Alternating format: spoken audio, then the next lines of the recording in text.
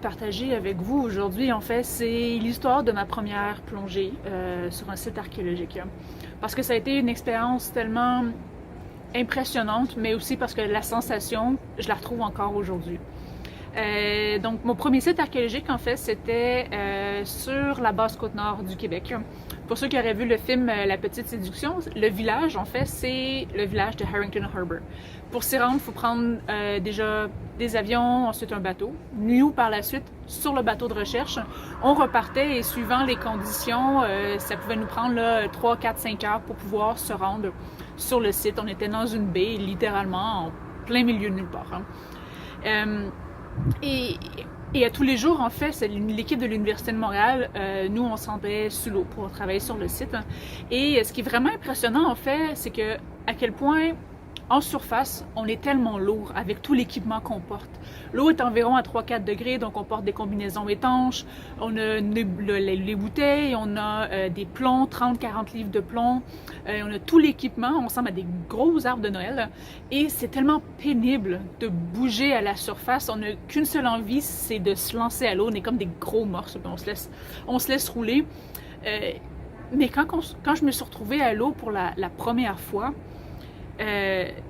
quand tu commences à descendre, que tu prends tes premières bouffées d'air, c'est impressionnant. Mon rythme cardiaque s'est diminué, j'ai senti ma pression, puis je me suis sentie chez moi, en fait. J'étais exactement là où je devais être.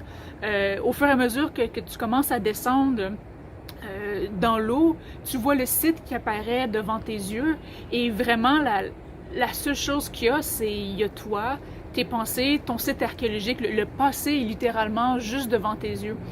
Et cette sensation-là, en fait, que la première fois, c'est envahissant, c'est euphorisant comme moment, mais vraiment, c'est que maintenant, j'ai gagné en expérience, j'ai fait plusieurs autres sites archéologiques, j'ai fait beaucoup de plongées, mais cette sensation-là, je la ressens encore aujourd'hui. Encore aujourd'hui, je descends dans l'eau et je me sens bien. Je suis exactement là où je devais être. Puis on voit à quel point aussi c'est un environnement qui est tellement dynamique. On n'oublie jamais qu'on est là dans l'eau. On n'oublie jamais qu'on est dans un endroit où nous, êtres humains, on n'est pas censé être.